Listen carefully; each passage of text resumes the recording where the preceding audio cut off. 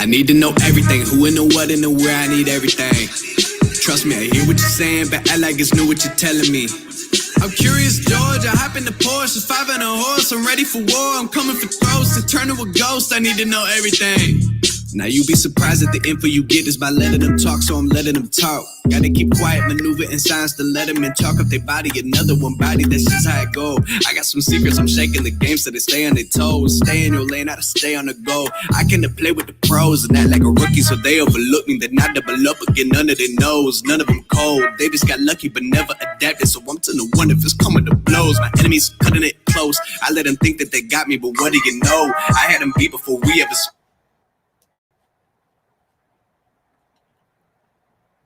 Well, hello, everyone. Welcome to Startup on the Blocks. Ben, you can come on now. Yes, we're excited to have another event today, and we got two great guests for you all tonight. And for all of our new folks out there, Startup on the Blocks is a weekly networking event and a weekly best practice training event. And we're about to get started on the best practice training. And so we do this each week, and we are glad to have you all out on Facebook and here in the audience. Today, we have Ben Avalon as a guest. Welcome, Ben. Hello, everybody. Good to be here. Right. So we're glad to have you, Ben. Now, we got several founders that need to build cloud-based applications and web applications, and so I kind of wanted to kind of go through that a little bit. But first, why don't you go ahead and introduce yourself and tell folks a little bit about your background? Yeah, so I have been in business for myself for the last 6 to 7 years. I started off doing some freelancing, doing some web development, and then I kind of continued that on after I graduated college. And right now I work with CEOs, COOs, the C-suite, managers, and stakeholders, and talk to them about what their business problems are, and then I give them the technical solution. I build business tools. They're mostly on the web platform, so web-based tools. So I deal a lot with APIs, databases, servers, the cloud. I've used all three of the major cloud providers, Google, Amazon, and Azure, Microsoft. And so that's kind of in a nutshell what I do. I'm very technical, but I also work very closely with the executive team. And so I can kind of speak their language and bridge that gap and just generally solve business problems with technology. So. Okay. Well, what got you interested in all this technology stuff, Ben? That's a good question. It's been, pretty much since I was a kid, I don't know, a teenager or something, got access to the internet back in the day, I just always really liked hardware and stuff, and, getting a nice powerful computer, and you can, do stuff with it, play cool games and things with it. So that's kind of where it started for me. And then I just progressively got deeper into it, and it's just always been an interest of mine. And then as I learned more and more about it, it became easier and more natural. And then by the time I got to college, I knew I wanted to do something with computers, and so I decided to kind of split the difference and go into computer engineering, which is kind of one step in the software world, or 1 foot in the software world, 1 foot in the hardware world. And that was a nice blend for me. And so for me now professionally, I'm almost exclusively in the software domain, but I still, I love it all. So. Yeah. Well, I think that's pretty neat, being able to have an understanding in both worlds from an engineering standpoint and the software. But a lot of engineering now is software. So that's pretty neat. So what did you think about, so did you learn a lot on your own, or did you learn mostly from the classroom? I really did learn most of what I do now. I learned on my own. College helped, schooling, formal education helped to get the background, the theory, It really helped with just kind of forcing you into looking at some topics and subjects that you maybe otherwise wouldn't because you're not that interested in it. But then that exposure to it is so valuable, and it helps you connect the dots elsewhere. So that's where that, and then the kind of the networking aspect of it. Yes. And then, of course, having a college degree helps you just get in the door. But once you get in the door, you still have to show like, hey, I can do this. Hey, I can do that. And that's where the, on the ground project experience comes in. And that's where, all that kind of stuff I mostly learned myself. And that was just a gradual process. Like I mentioned, from, kind of teenager, I kind of high school, I dabbled with programming a little bit, made just some very basic little programs, but it was just enough to kind of get me interested. And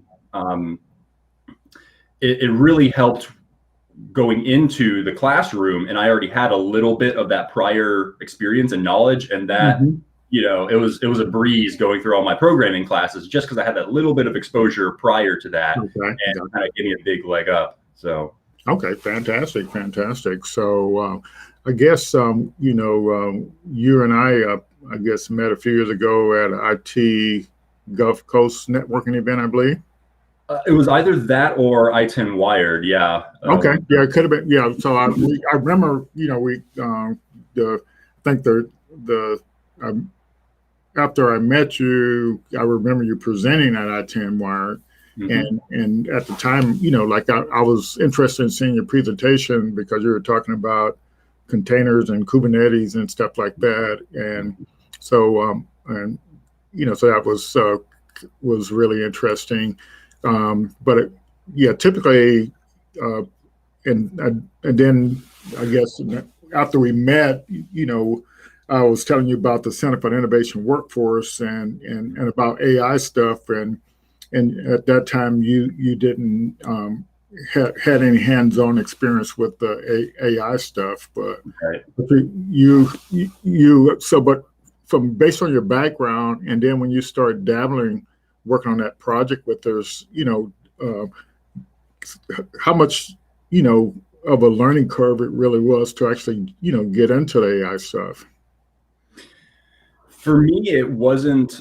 It was definitely a fairly steep learning curve, but because of my background, it was made a little easier. And what I mean by that is, so I kind of talked about my prior technical background and experience. And so I had, at the point that we met and we started talking about AI, I had I'd seen a lot of headlines, read some articles. I knew it was a big thing out there that was kind of exploding, a lot of new research and a lot of opportunity for this and everything.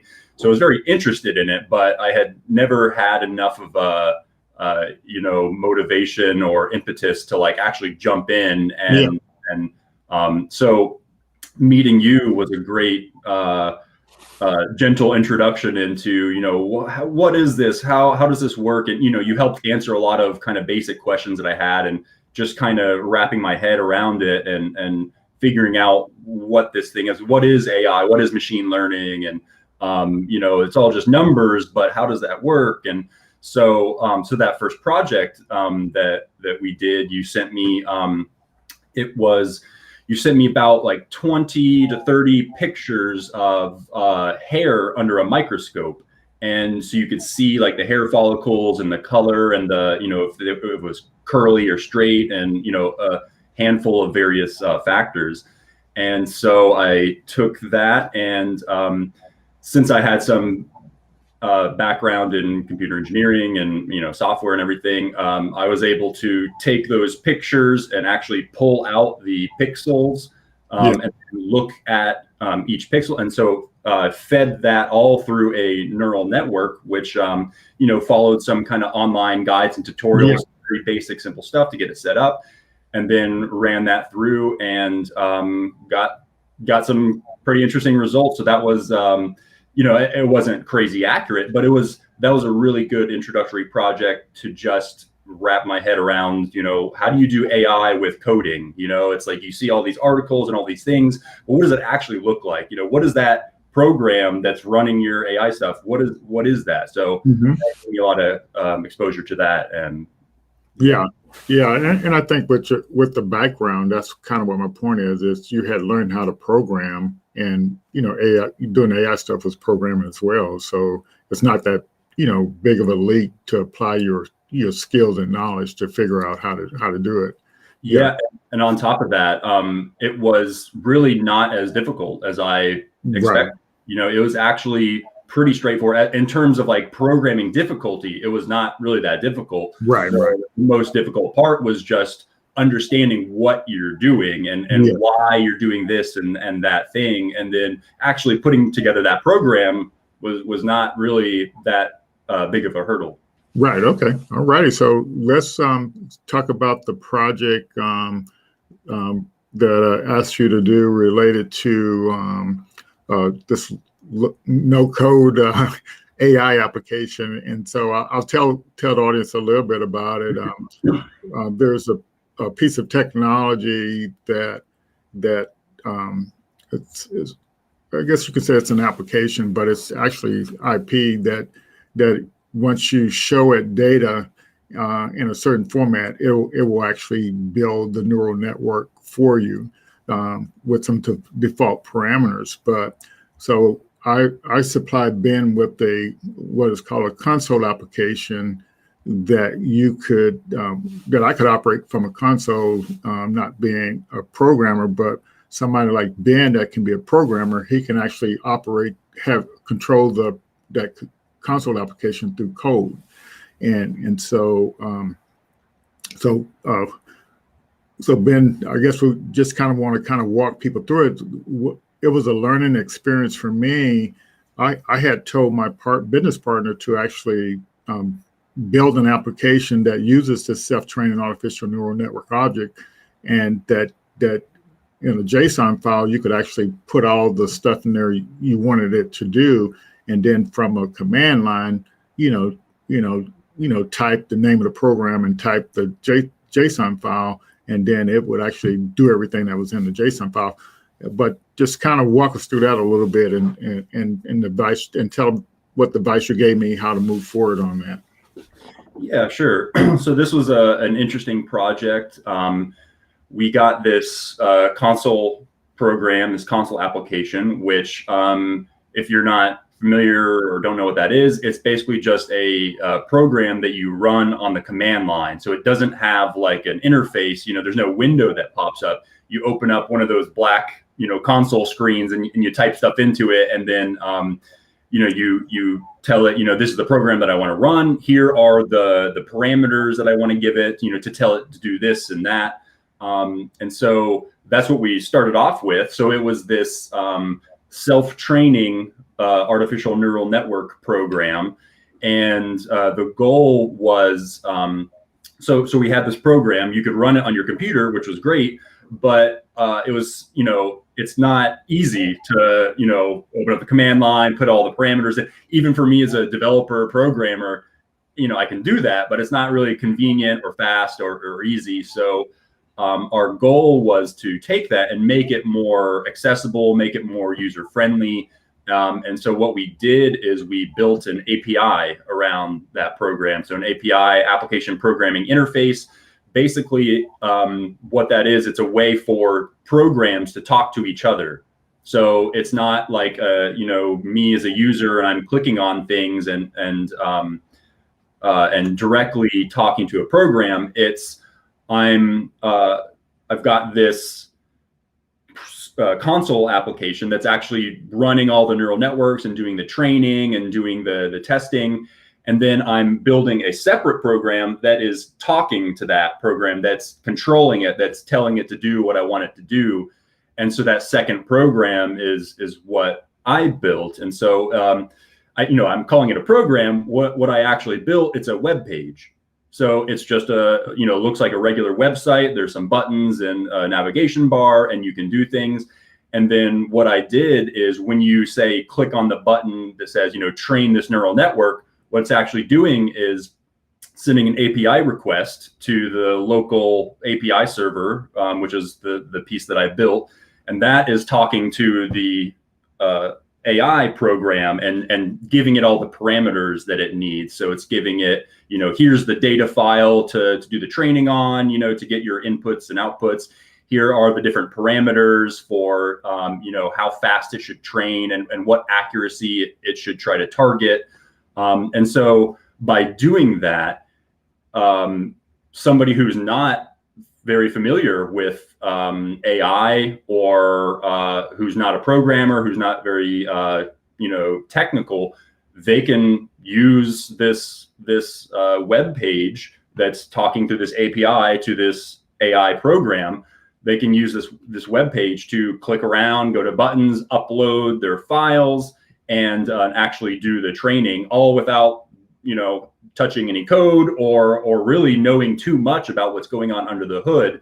It gives you some default parameters that you can just run with and get started. And then if you want to get more advanced, you can tune it from there. But that was kind of the goal here. We wanted to make this kind of a no-code solution where you didn't have to be too technical to use it. So. Yes, and so I think if you want to, if you got can put up the little demo thing, that would be good. And I'll talk about a little bit about how it relates to some of our founders out there are having to build some AI applications. But the deal is that what I kind of want everybody to understand is you can have your CTO build the application with all the API features built into it. That's one way to do it. But in this way that we actually did, we started from an application that didn't have a GUI on it, but you could control the application. So all the things that you are going to see on this web application here, it's actually talking to that console application, and so the application has some features, to be able to train a neural network, to test a neural network, and to generate the code for a neural network. And so, in this application is what Ben is still working on. It actually does that. So Ben, why don't you walk them through it a little bit? Yeah, and really quick before I jump into that, just to touch on what you just mentioned. So a couple different ways to go about this, a couple different options that you've got. So the way we did this is we already had this developed console program that could train neural networks and handle all that side of stuff. So we already had that covered, and that was already a program that was out there. So what we did is we built a separate program, an API, what we're looking at right here on the screen. We built this separately on top of that it integrates with that console program, and it's integrated through that API, so that machine-to-machine communication or program-to-program communication. You don't have to do it that way, though. If you're building a something from scratch, and you want to include AI in it, you can just do like what we've done here with, we've got our little web page, and that behind the scenes web server that's running this page can have the AI program directly within it. So you don't have to have two separate programs by any means. You can integrate those into the same application and just have your one application that can do machine learning or whatever you needed to do. So and there are some pros and cons of doing them either way, and I'll just hit some big ones. So if you develop two separate programs, the advantage of doing that is that you can have two separate teams working on each of those. And so you can have your team that specializes in the AI side of things actually building the AI program. And then you can have a separate team working independently on the interface, basically. So you have a back end and a front end team, essentially. And so that helps split the work. That helps if if you've got a big application, that really helps on the behind the scenes, the management administration side, and kind of the team building side. If the back end team can just focus on their concerns, and they don't have to worry about everything else, that helps them be more focused and productive, et cetera. There's always going to be some interplay between those two teams. The interfaces have to match, and the data going back and forth has to match, and that sort of stuff. But that's relatively easy to handle. And that's a little bit of overhead for a lot of scalability and flexibility. If you don't have a large team, or if you don't already have an existing application that you're trying to build on top of, you can just have your one team and build it all in one. And the pro of doing that way is there's a little bit less overhead, because now instead of developing two separate programs, you're just developing one. And you might need a little more diversity on that one team. Some people who are comfortable doing back end and front end, but that's you don't need two whole separate teams. So there's that. So without any further ado, I'll jump into this and give a quick. Hey, Ben, let me mention one thing before you do the demo. So this one really big point that needs to be made here. So when you build an application, so in this case, I had a console application, and it's just I can use it on my desktop. I could build neural networks with it. But with what Ben has done here is that application can be sitting on a server, and 10 people could be using it at one time, or 100 people could be using it at one time. That's the difference. By building this API around it, instead of having just one person use it, you can put it on a server, and now 100 people can use it at one time. And that's why.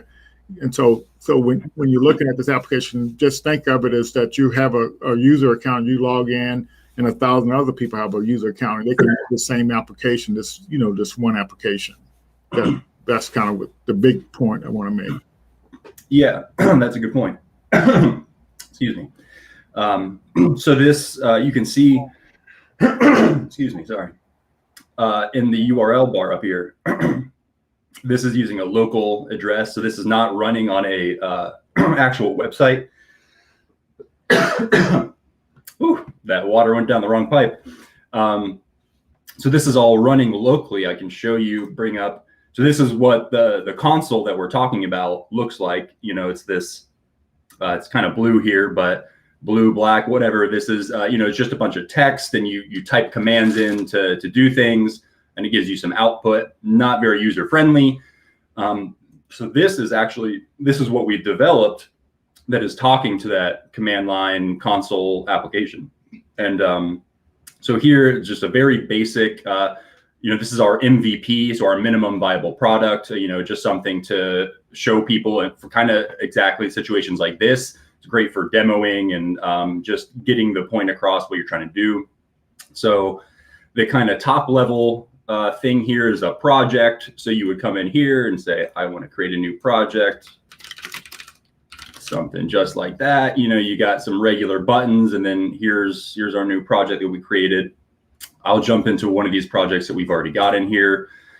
Now under this project, there's a couple of data sets. So each data set, you upload a file, and then that's your data set. So, you want to create a new one, you give it a name, you choose the file that you want to create. Pretty simple. You click this, it's the same old, you choose a file from your hard drive. And then if I jump into one of these, so these are all pre-created, for our demo site. So this, I'm looking at this data set now. This has got some inputs and outputs. You can see here, it kind of gives you a little info about what's going on here. And kind of something to notice here is that, we're not actually looking at what the actual data is, all the different inputs and outputs. And that's kind of the nice thing about this self-training artificial neural network is it figures out what it needs to do based on the data. You don't actually have to look at the data from the user perspective here. You can just give that data, you put it in the right file format just a CSV, Excel file basically. And then it figures out, how to train on all those inputs and outputs that you give it. So to just take a look at one of these. So if I create a new model here, I get this form. I can give this a name. I can say how accurate that I want it to be, and then I got some more advanced parameters. If you want to kind of play with some things, I can add more layers to the AI network so that it can do some more training and things. And so what this looks like when you create one of these models, now you've got this page here. I'm looking at this particular model that's being trained on this data set. So from here, I've got some actions, some buttons I can click on and do things. If the model's not already trained, then I can click here to train that. I can jump over to, I think I might have some untrained. Here's an untrained one. So I can click here and train this model and click this and run through this. So this is, the interface. This is how easy it can be. If you imagine, working with this tool versus working with this tool, it's pretty apparent, which one is going to be easier to train people on and to get people to use, and which one you could sell as a product, ultimately is the thing. So this, again, this is just an MVP. There's not too much going on here, but it gives you a sense for what this could be and what you could do with it. So I just have projects, data sets, and models here.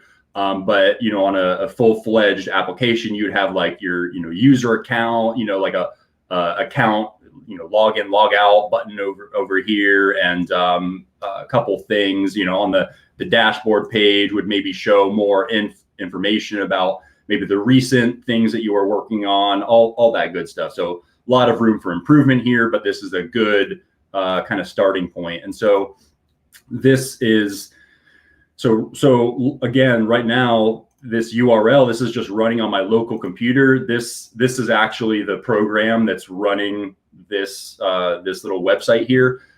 You can take this and you can put this in a container and then throw it up on Amazon or Google or Microsoft's cloud.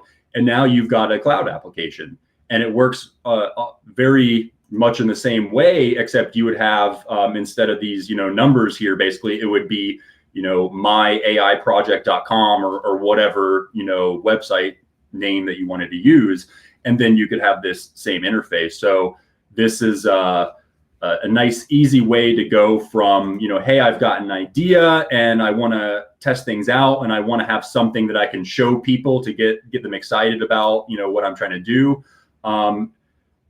You've built a little, web interface, web application like this, and you can show it off. And then it's a very easy transition to go from, okay, I've got my little demo here. Now I'm ready to get started. I've got some customers lined up and I want to, start charging for this, or I want to, take this to the next level.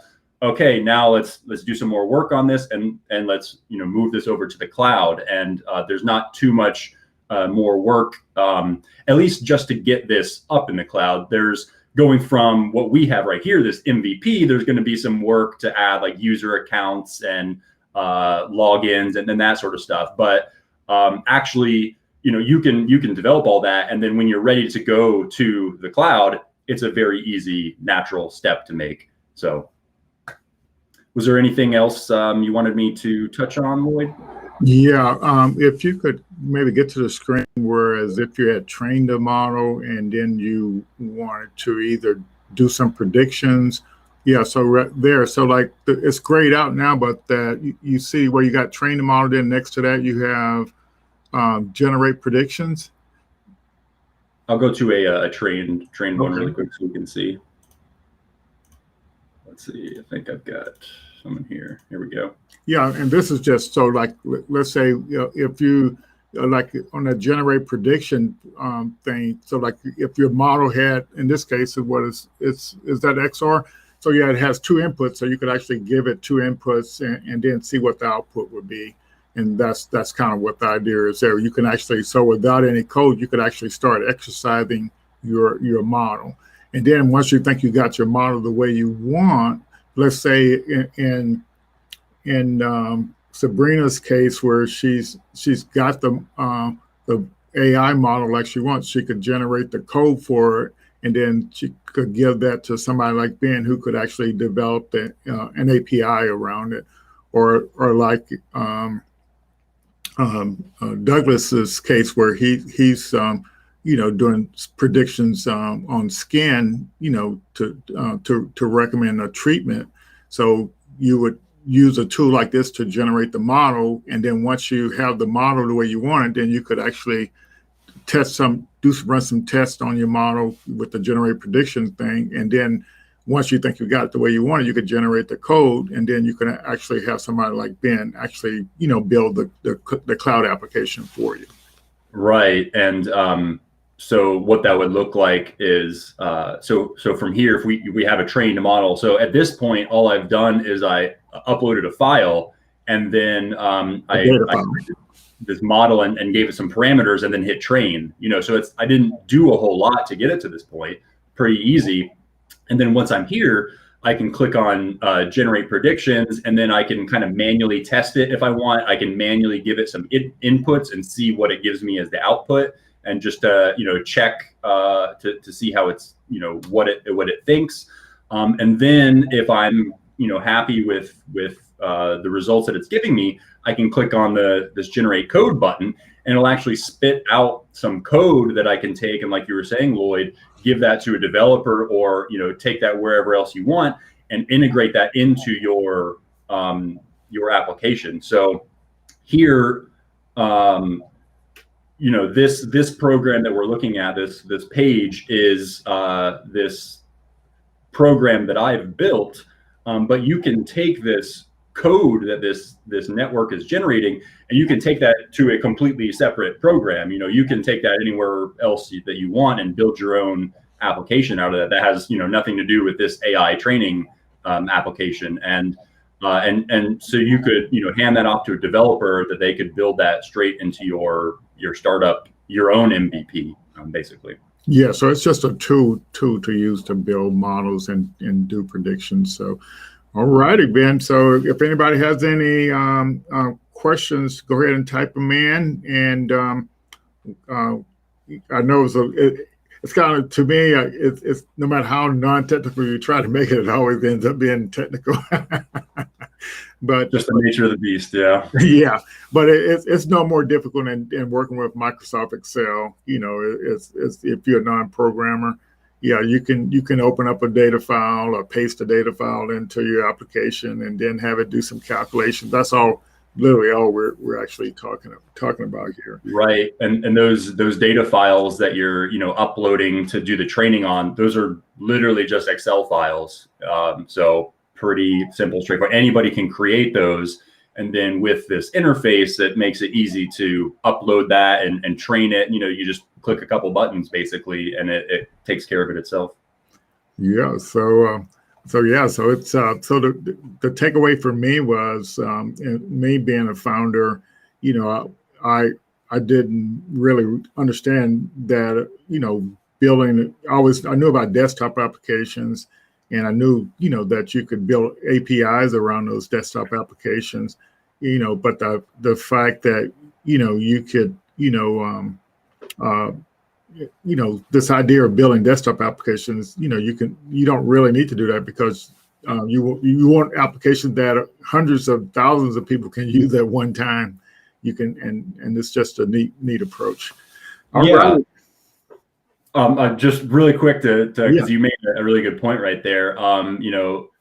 The kind of application that you're trying to build. So desktop application versus what I just showed you, which is a web application. Pros and cons to both. I think there's a big advantage to startups in doing a web application, because probably number one reason is there's tons of web developers. Yes. There's a lot more web programmers than there are desktop programmers. So your employment pool is bigger. It's easier to find people, and then on top of that, it's pretty quick to get something up and running and build an MVP. It's more a matter of weeks than say months. Yeah. So personally, I would kind of be looking at a web application for at least for the your first kind of steps into a startup, building an MVP, that sort of thing, because that's just going to get you off the ground sooner, and that's really what you're looking for there. Yeah, fantastic, Ben. I don't see any questions, so that means we may have been a little bit too technical. I don't know, but the main thing is as a founder, you need to kind of understand, that the significance of different ways to build your product and the effect of the monetization of those. All righty, Ben. So Quinn says nice, nice job. So thanks a million, Ben. We'll see you next time. You want to say hi to Robin? Robin, turn your camera on and let people know you're here. Oh, I thought that was Holly Berry for a second. Sorry, I thought. Thank you, everybody. Hope that helped. We'll see you, Ben. All right, take care, man. All righty, how's it going, Robin? Well, I'm doing good, Lloyd. How are you? Welcome to Startup on the Blocks. Well, thank you. Whoever has to follow Ben, best to come with a straight up A game, huh? Lord have mercy. Yeah. The neat thing about that is it's when y'all start talking about the hair. And I think you had been dealing with an engineer? I forget her name, but as you were talking about that, it's like it's cool to be able to see yourself in that, to see yourself in the product, even if I don't understand the technical side of it. Yeah. So that's really neat. So one of the founders, like I said, the expert, it's been on Zoom or something, they've been giving like looking at the person's face and recommending skincare treatment. And so the neat thing, once you build an application, the treatment stuff can be recommended automatically. So whereas the esthetician can only do one person at a time, the software can do 1,000 people at a time. Wow, I need that software to do 1,000 people at a time. I'm putting my stuff up. 25 ain't no joke. 25 ain't no joke. And that's a little bit what we're going to talk about tonight, is this whole idea of, this visual, what you see in business, in startups, in business. And so really seeing yourself, I know it's a little bit different, but really that visual aspect of it, seeing yourself and how how they use technology or association to start these companies and, succeed in different time frames and all of that in our history. So, so I'm excited to be here. I've never been on this side of Startup on the Block. So, okay. Yeah. I was answering Quinn's question real quick here. The idea for this application Ben was just demonstrating. It's called Stand, and it's a tool that that our founders will be able to use. It's a tool that our students will be able to use, and so just to learn, just to connect them a little bit closer to AI, and so that's the neat thing. So. I guess some questions I normally ask people, I won't ask you that question since you're my wife. Watch yourself. But yeah, so why don't you go ahead and introduce yourself and real quick, and so for those who on that may not know you. Okay, I am Robin Richard, the fabulous, always telling the truth and very humble partner of Lloyd Richard. They ain't asked for all that. Co-founder of the Kukua Institute, which is what I'm representing tonight. And so I say my job in honor of my grandmother is that I tell stories about Black people, and my asterisk is most of them are true. Yep. So I love telling these stories, sharing these stories, learning about these stories, and then sharing them and figuring and letting, putting it out there.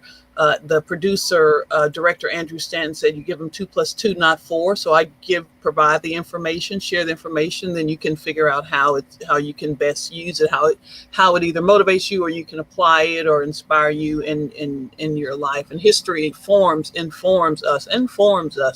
in that regard. So I love this history. Yeah, yeah. I remember when you were interviewing people for the documentary that you released back in 2013 about Belmont de Villiers. It was great hearing the stories of the people.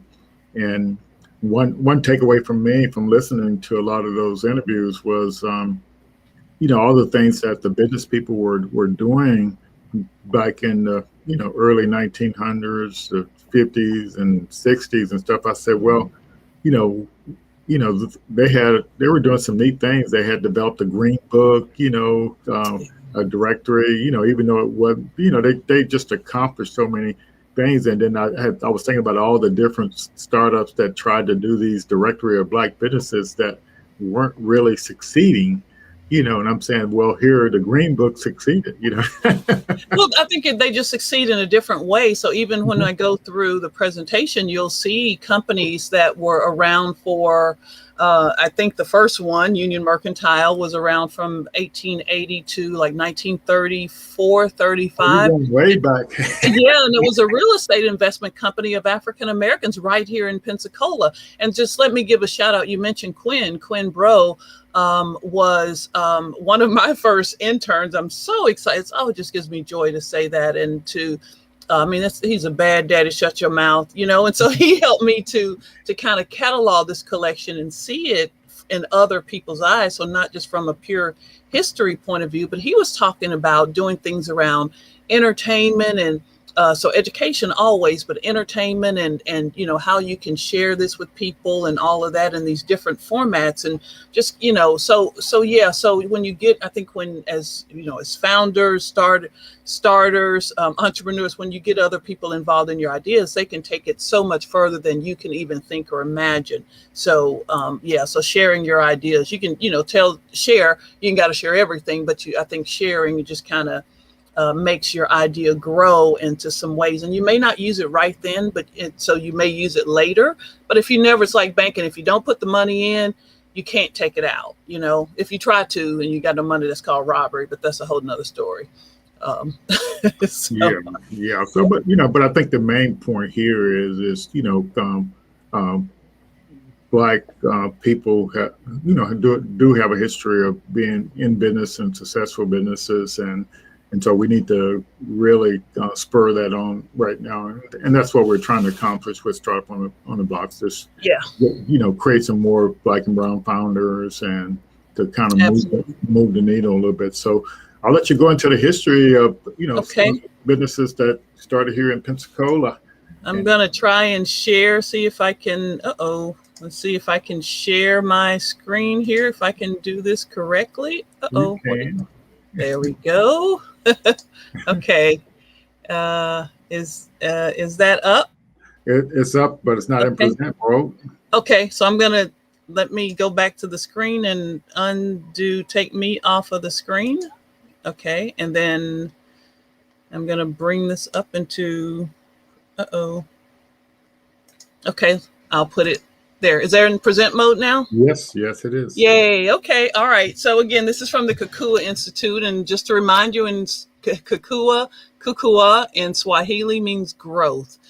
And so we're going to talk about, this is just a survey of early Black businesses, African-American, Negro, colored businesses in Pensacola. And really, some of a bit of who they were, some of the people behind them, and what they did. And so these are some pictures that we normally do not see in the visuals of Pensacola, and particularly Pensacola business history. And I do have to give a shout out to Mamie Hickson for inspiring me to do this presentation. And I'm really excited to do it to Start Up on the Block. So this is you see these different businesses. You see the lady on the top left there, the one on the right with the shorter apron. They called her the Lady Barber. Effie Harvey, West Hill Taxi Stand, West Side News Stand right on DeViller Street, the Sabre Social Club, which was a business. It was a recreation. It was a business. Of course, then you have on the left there, I had to put that up for Loyalty, Kappa Alpha Psi, again, a fraternity, a business, one of the early business. These are things that we normally don't see in our history. Here, Joe Morris, an early picture, I think that's around 1938, of Joe Morris, Morris Funeral Home at the time. And then also the Morris brothers also had a clothing shop right where, if you know, on the blocks there where Reverend Powell's building is, they had a clothing store right there as well. So not only did they have the funeral business, but they had this retail business as well. And this is one of the earliest, I talked about the Union Mercantile Real Estate. This is one of the earliest associations I'm able to find. Unfortunately, after the Civil War, during and after the Civil War, the newspapers and a lot of people fled Pensacola. So we don't have some history from that time about some of those early businesses. What we do have is here, and the Union Mercantile Real Estate Association was a group of African American men and women who bought and sold real estate, and they were there from at least 1880 to at least 1934, 1935. And this is a clipping in the real estate section from the Pensacola Daily News in 1900, showing how they, in one instance, bought from Thomas Watson and his wife 2 acres of land for $200. Boy, wouldn't we love to do that right now? And then they also sold that, looks like that same lot, like in one fell swoop, right? Within a matter of days, it appears, to P.H. Davidson Jr. sold those 2 lots. So bought it for $200, sold it for $250. I didn't do any, cost comparison of that $50 difference of then and now. But, you figure 120 years later, that's still significant. And whatever it was good. They made some revenue. So it's just buying and selling, but that's a Union Mercantile Real Estate Association. Here's another one, the Draymond's Joint Stock Company of Pensacola, again, a state certified business, and they came together as a general merchandise company. A Draymond was, and you see the name sometimes still, a driver. So it could have been a taxi driver. They could have been either later a motor driver, a truck driver, but they came together and formed this association. And this is significant. So they started in 1890. I didn't trace how long they had been there, but they had common stock there, as you can see, or corporate capital stock, of $5,000 that you can see there.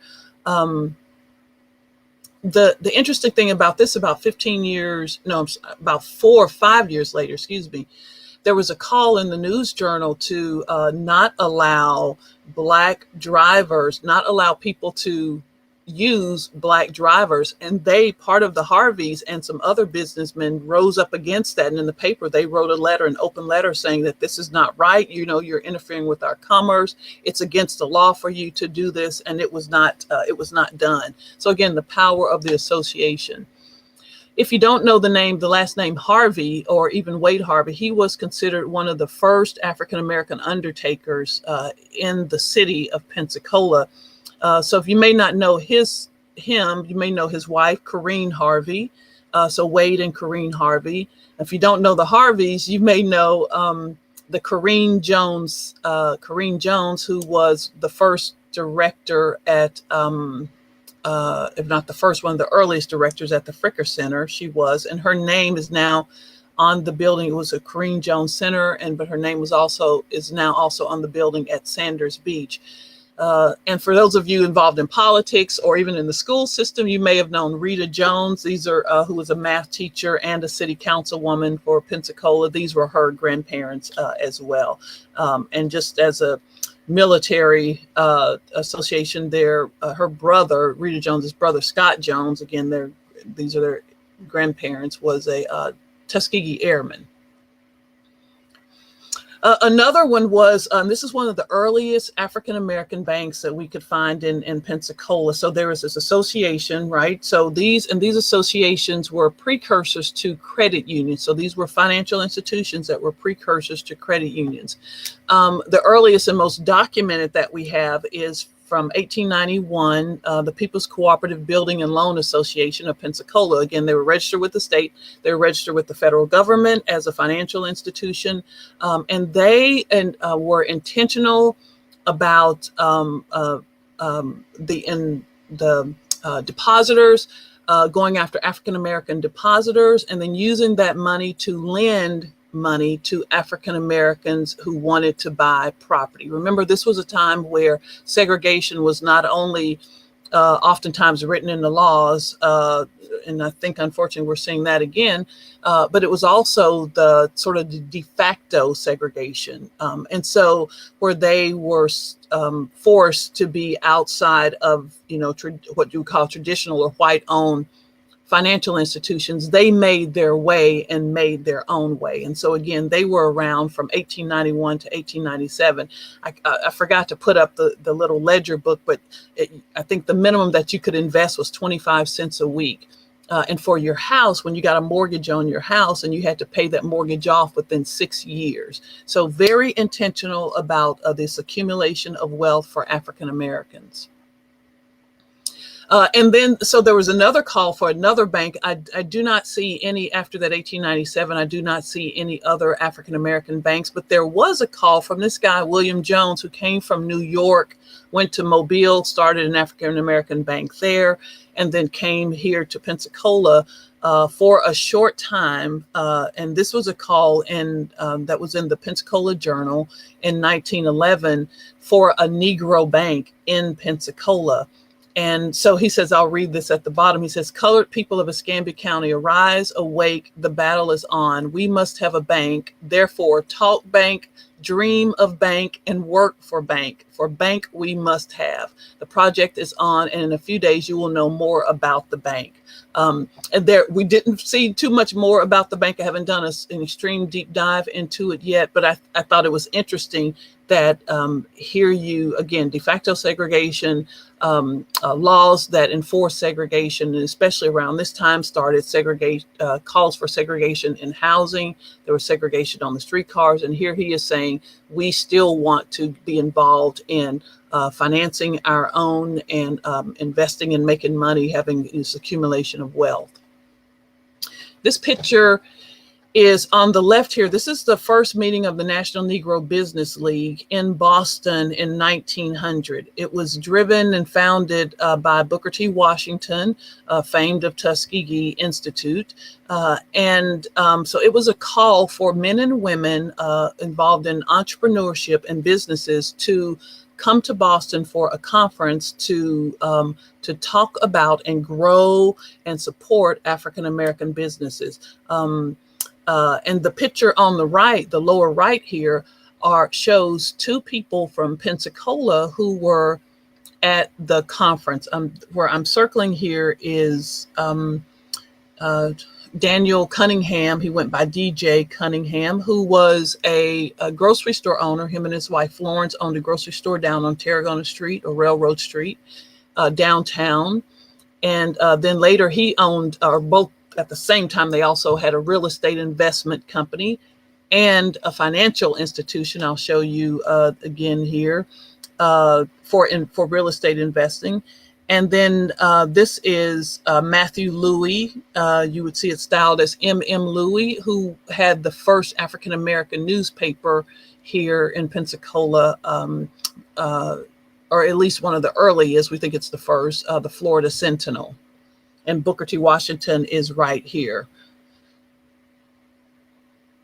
And then later we saw, years after that, every year you would see someone in Pensacola giving a speech, and they would print these speeches in an annual book at these annual conventions. And here we see Sam Charles, who had the shoe store downtown for, I think, 45 years, and downtown and in Belmont de Villers, as he had two stores. Sam and his wife Stella Charles, and here you see their advertisement in the News Journal in 1919. So again, this whole idea of associating with like-minded people who have your interest at heart and are not trying to hold you back. When Sam Charles died in 1932, the shop was passed along to James Johnson. So this whole idea of sustainability of your business or an ongoing concern, again, is nothing new, and it's really encouraging to see that in the paper. This is a Union Grocery Company. This is an invitation, a call for a membership meeting or a mass meeting in 1922. A grocery store. They had two grocery stores on the east side, one on Alkanee Street, just off of downtown, and one on Haynes Street.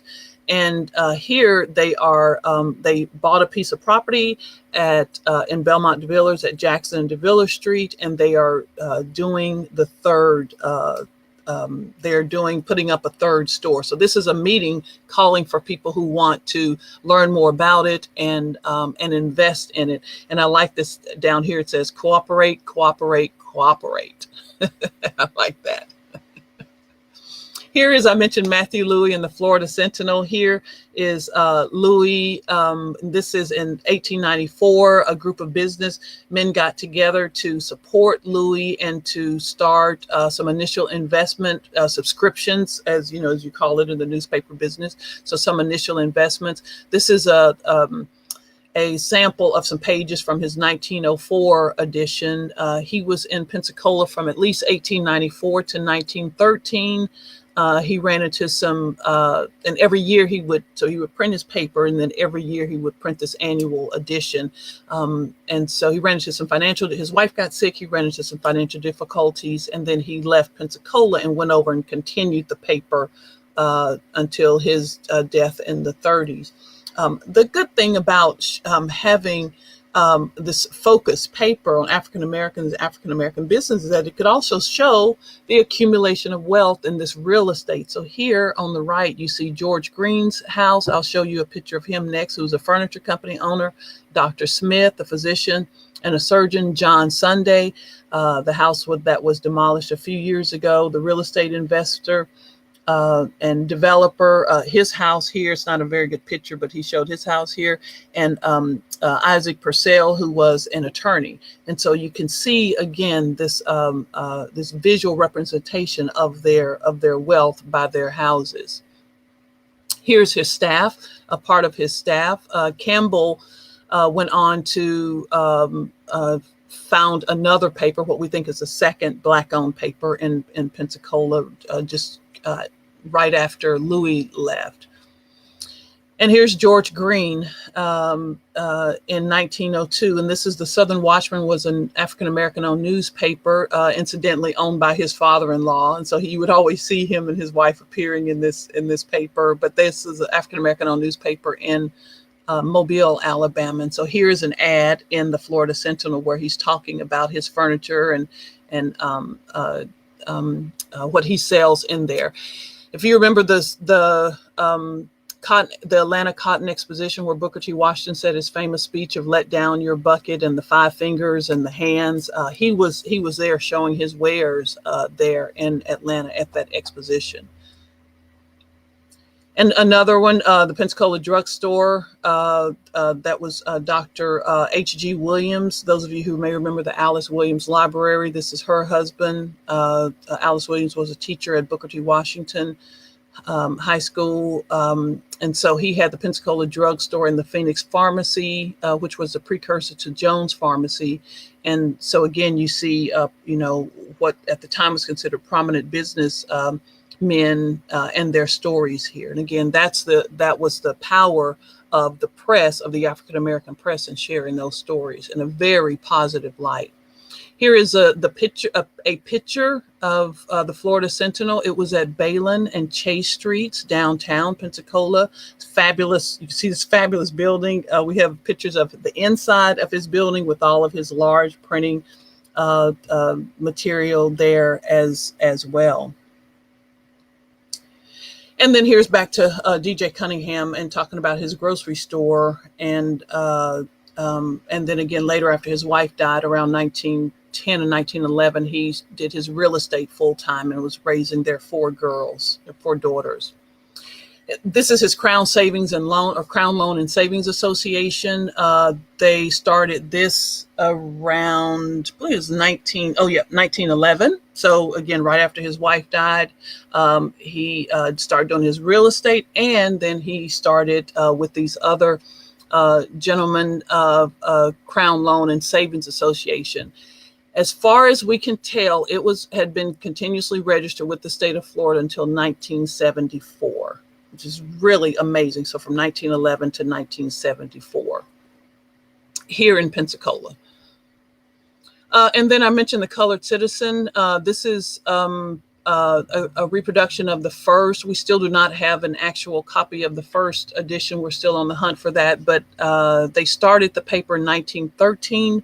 They printed the first edition April 10th, 1914. And I pulled out this piece here because I think it's really neat to say, and they're talking to the merchants, presumably the white merchants of Pensacola. And it says, do you know that nearly $1,000 a month goes to Chicago and New York mail order houses from colored people who think they get better bargains there than if they spent their money where they earn it. So this whole idea of white business owners not allowing Black folks to spend their green money in their stores. And so, they are purporting here in this editorial that they send their money out. So this money is leaving the city because their money was not welcome right here in Pensacola. I thought that was really significant and very bold to come out, especially during this time. The Colored Citizen was around at least until 1959, and it changed its name to the Citizen, but it had a 40 plus year run. This was this is family here on the left. Is the Edwards family, with the exception of Lodi Birch right here, who died in 1906. They are all associated with the Viola Edwards Hospital, which was, we think, the first African-American owned hospital in Pensacola. She died in 1906. Lodi Edwards and William Edwards, shown here, remarried. This is his sister, the one who's standing, remarried in 1908. And so he was a railroad postal worker. And so he remarried Viola Edwards after his first wife passed. And she was a trained nurse, went to Tuskegee, and she also owned a restaurant. And so entrepreneurship was in her blood. And so she started this hospital. It was there from 1922 until 1927, right on DeVillers Street, if you know where DeVillers Gardens is now. And this is a rendering. We're really fortunate to have this rendering from the Andrews family, the only known image that we have of the hospital. Of the Viola Edwards Hospital. And he says it was a 2-story, 12-room hospital. And the documents bear that out because it talks about going upstairs to her 2, I think they mentioned surgical rooms, or 2, whatever they call the doctor's rooms, or whatever they call them up there. And then this is, I'll start winding this down. This is a collection in the 1956 Citizen, after the Colored Citizen changed their name, of the West Hill Merchants Association welcoming Miss Newton, who was the wife of J.P. Newton, John Newton, who owned the Bunny Club. And so she was opening a school of dance. I like that it says ballet for housewives there. But in this paper, and that's why I encourage people to advertise, especially in print paper and even digitally, that you can see that this has stood, the test of time, that we can see all of the businesses who were there. Right there in West Hill, Belmont DeVillers is part of if you think East Hill, North Hill, Belmont DeVillers is part of West Hill. And then the insurance, the Afro-American Insurance Company out of Jacksonville, they had a local component here in Pensacola for at least 74 years. Here, this gentleman on the left with his family is George King with his wife Mary and their 4 children. This picture was taken around 1923. And he was the longtime manager for the Afro-American Insurance Company. They were initially on Wright Street. Later, they moved right to Belmont Street. right on the blocks. The other thing that these businesses did was sponsor things. And here in 1937, you see the Afro-American Insurance Company sponsoring Duke Ellington coming in to entertain. So he entertained at the white dance, and he came down to the black dance, and so showing that they were guests of Harry Moore of the African-American Insurance Company while appearing here. And then, this is the Barefoot Barber. This was a podiatrist. He wrote this book around 1920, or published this book in 1922. But he was a podiatrist down on Palafox Street. Dr. Edward St. Clair Thomas. And again, this is Effie Harvey, the lady barber, who was employed by Al Manuel and Benno English, and the original barbershop was here, then later moved to here. This building is no longer here. This is where Five Sisters is now, or in the parking lot, I guess it's such. But this building in the back here, right behind Westfield Taxi, is still standing. And so she was, she worked for herself as a barber in their barbershop. And then you see, families working together. Like this is Elsie Jones and Myrtle Watson Brown, two sisters, and this picture was taken in the 20s. The significant thing about this here, this is Myrtle Watson Brown with the historic Mertz Beauty Shop right on Coyle Street there. And so she bought the building in the 40s and kept it up until her right before she passed. But again, an entrepreneur turned educator. And her sister was a longtime educator as well. And here she is as a part of another association of beauticians right here. And this is her certificate from the 40s. And then this is her later, just a bit before, probably about 9 years before she passed. So I think that's it. Great job there, Robin. Yeah, you can turn your camera back on. Okay, let me see if I can get over there. Yes. Yeah. There we go. Yeah, and we're a little bit over time here, but I did want to mention. Sorry, I get excited. Okay. I wanted to mention real quick because I think I overheard you say in the past that Sidney Poitier had business concerns here in Belmont. Yeah. So you remember I said Newton's School of Dance, J.P. Newton, John Newton, who owned the Sugar Bowl and the Bunny Club and some other concerns, was a very prominent businessman. He was friends, and then they were business partners with Sidney Poitier. Yeah, so it was people would say, there was no big deal to go down and see. Of course, you had the entertainment. Belmont and Villas was part of that Black entertainment district as well. But he said it was no big deal. He was there for business. And for his friend, John Newton, J.P. Newton. Yeah, to see him walking down Belmont Street, or to see James Brown getting his hair cut, or not even cut, styled. Okay. Yeah.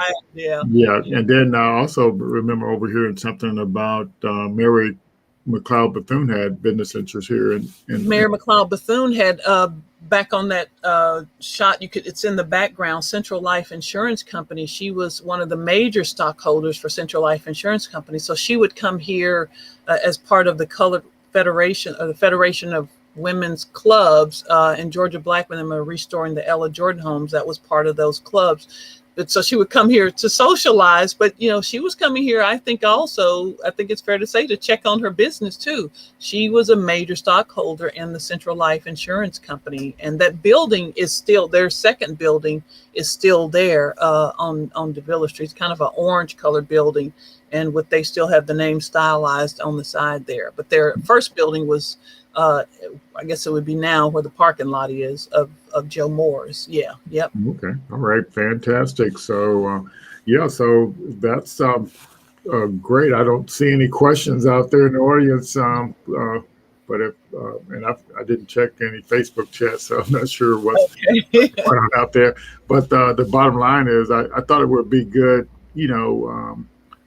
to hear about some of the history of Black businesses here in Pensacola, to kind of inspire some of our founders today that you're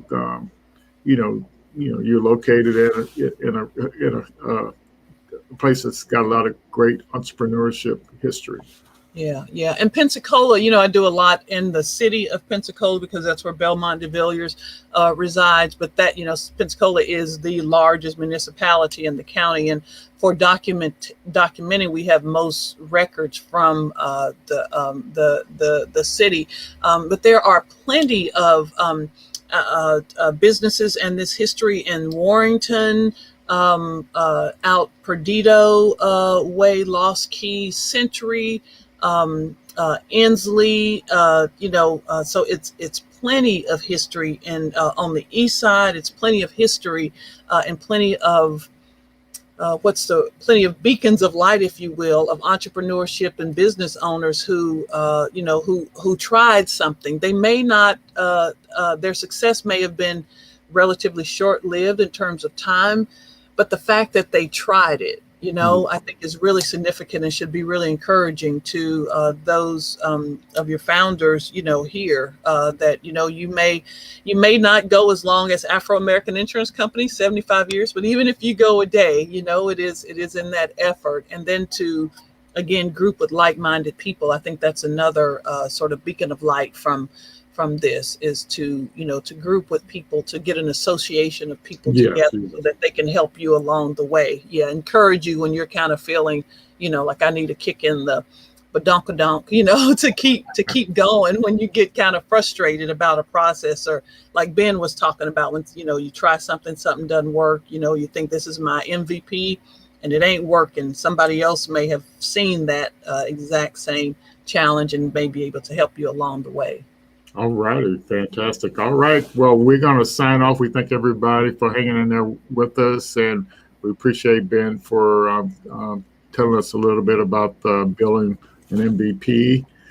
So we're all excited about all this stuff going on here in Pensacola and in the surrounding areas, and we even have Charles. He's on from Dallas, Texas, I see, and so. Yeah, so we appreciate everybody joining in tonight. See you all next, the 1st of July, next week, next Thursday. All right. And your thoughts and prayers. Pray for those folks down in Surfside, down in Miami, that with that tragedy this morning. Those families are still grieving with not knowing. So we certainly want to keep them in prayer. Yeah. We'll do. Thanks a lot, and we'll see you in a little bit. Bye-bye, everyone. Bye. All righty. Bye-bye.